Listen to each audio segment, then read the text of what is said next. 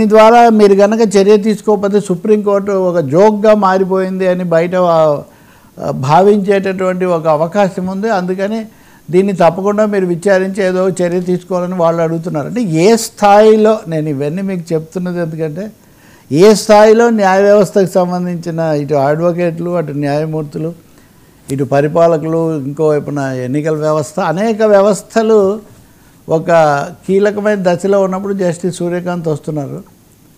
We have to wait. ఆయన ఈ సవాళ్ళను ఎదుర్కొంటారని మనం ఆశించాలి. సార్, రేవంత్ను పక్కన పెట్టారా? కర్ణాటకలోని దాగుడుమూతలు. ఈ కాంగ్రెస్ పార్టీకి సంబంధించినంత వరకు అంటే ఈరోజు రెండు రకాలు.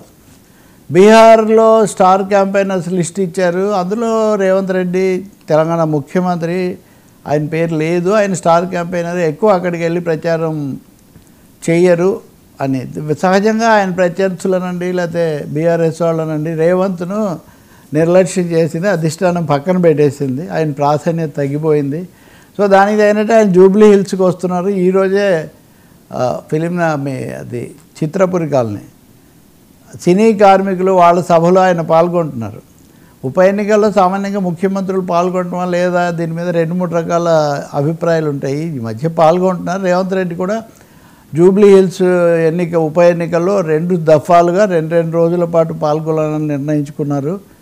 దీన్ని ఆయన ఒక ప్రతిష్టకు లేకపోతే ఆయన దీనికి రాజకీయ పరిపాలనా అంశాలకు సవాలుగా తీసుకుంటున్నారు అని. అయితే మీడియాలో రకరకాల కథనాలు ఏమంటే అధిష్టానానికి కొన్ని విషయాల్లో రుచించలేదు. రేవంత్ రెడ్డి మీద వాళ్ళు కొంచెం ఏమనాలి అసంతృప్తి వ్యక్తం చేశారు. ఆ నేపథ్యంలోనే ఈ మార్పు జరిగిందని కొన్ని రాజకీయ వర్గాల కథనం. దానికి తగినట్టే పిసిసి అధ్యక్షుడు అందరూ ఏఐసిసి నిఘా నేత్రంలో ఉన్నారు అని చెప్పటం కూడా ఈ సందేహాలు, ఈ రాజకీయమైనవి కూడా పెంచుతుంది. కర్ణాటక ఏమో కర్ణాటకలో కూడా ముఖ్యమంత్రి సిద్ధరామయ్య దిగిపోతాడు. సగం కాలం అయిన తర్వాత శివకుమార్ ఉప ముఖ్యమంత్రి, ఆయన ముఖ్యమంత్రి అవుతారని భావించిన నేపథ్యం.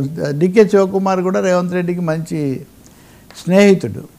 కానీ తీరా చూస్తే ఈ మధ్యకాలంలో సిద్ధరామయ్య కుమారుడు అతను కూడా అతను కూడా శాసనసభ్యుడు, మంత్రి. అతను మంత్రి కాదు, నాయకుడే, కాంగ్రెస్ నాయకుడు. ఆయన మాట్లాడుతూ మా నాన్న రాజకీయ జీవితం ఒక ముగింపుకు వస్తూ ఉంది అని, తర్వాత స్థానంలో పలానా ఆయన ముఖ్యమంత్రి అయితే బాగుంటుంది అని శివకుమార్ని కాస్త పక్కన పెట్టారు.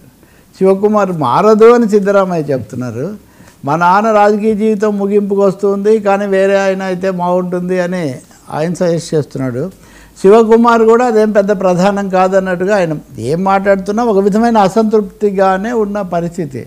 సో తెలంగాణలో, కర్ణాటకలో కూడా కాంగ్రెస్కు అలవాటైనటువంటి ఈ అంతఃకలహాల వాతావరణము, కొంచెం బయటికి రకరకాల కథనాలు చెప్పటము, ఇంకా మంత్రివర్గంలో జరిగినవి అంటే మనం కొండా సురేఖ దంపతులు వచ్చి క్షమాపణ చెప్పడాలు ఇట్లాంటివి మనం చూసాం కదా.